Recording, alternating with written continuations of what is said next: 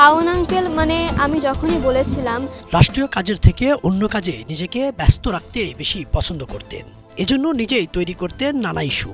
কখনো হিরো আলম, কখনো বা অন্য নায়িকাদের ডেকে নিতেন তার টিভি কার্যালয়ে। সেই ব্যক্তিদের ভাত খাওয়ানোর ভিডিও প্রচার করে ব্যাপক আলোচিত সমালোচিত হয়েছিলেন ঢাকা মহানগর গোয়েন্দা পুলিশের সাবেক অতিরিক্ত কমিশনার মোহাম্মদ হারুনুর রশিদ। ডিবি কার্যালয়ে তার এমন কর্মকাণ্ডকে অনেকে দুষ্টামি করে বলতেন হারুনের ভাতের হোটেল। এমন নামকরণের বিষয়টি অবশ্য উপভোগ করতেন তিনি।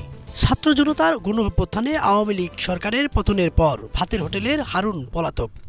ডিবি কার্যালয়ে নেই হারুন, নেই ভাতের হোটেলও।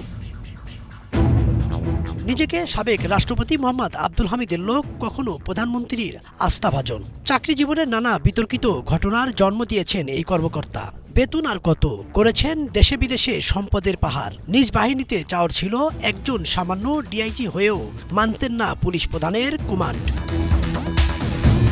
পুলিশের ক্ষমতাকে কাজে লাগিয়ে টাকা পেলে করতেন যা ইচ্ছে তাই। আওয়ামী ঘরোয়ানার বাহিরের রাজনৈতিক দলের নেতাকর্মীদের করতেন নাস্তানাবুদ। খুন, গুম ও মিথ্যা মামলার নায়ক ছিলেন তিনি। অভিযোগ রয়েছে তার মতের বাইরে গেলেই অন্যায়ভাবে গ্রেপ্তার করে সংবাদ সম্মেলনে দিতেন চাঞ্চল্যকর সব তথ্য। 2011 সাল বিরোধী দলীয় চিফ হুইপ বিএনপি চেয়ারপারসনের উপদেষ্টা জয়নুল আবেদিন ফারুককে সংসদ ভবনের সামনে বেদম মারধরের ঘটনায় আলোচনায় আসে ডিবি হারুন। এরপর থেকে আর পেছনে ফিরে তাকাতে হয়নি এই দাপুটে কর্মকর্তাকে। বিদেশে অর্থ পাচারের সুবিধার জন্য হারুন গড়ে তোলেন নিজ মানি এক্সচেঞ্জ। ঢাকার পাশাপাশি দুবাইয়েও রয়েছে শাখা। এই মানি এক্সচেঞ্জের আড়ালে হারুন টাকা পাচার করতেন, এমন অভিযোগ আসছে গণমাধ্যমে। একজন পুলিশ কর্মকর্তার দুই ভাইকে দিয়ে ঢাকা ও দুবাইয়ের অফিস চালান হারুন।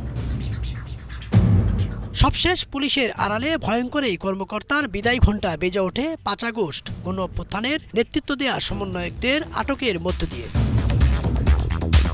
5 আগস্ট গণঅভ্যুত্থানের পর হওয়া মামলায় সাবেক ডিবি প্রধান হারুনুর রশিদের বিরুদ্ধে গ্রেপ্তারি পরোয়ানা জারি করেছে আদালত। ঢাকার অতিরিক্ত chief metropolitan magistrate Mohammad Sanaullah এই গ্রেপ্তারি পরোয়ানা জারি করেন। আদালত সূত্রে গণমাধ্যমকে এসব তথ্য জানানো হয়েছে। তবে কোন মামলায় হারুনের গ্রেপ্তারি পরোয়ানা জারি করা হয়েছে তা নিশ্চিত করা হয়নি।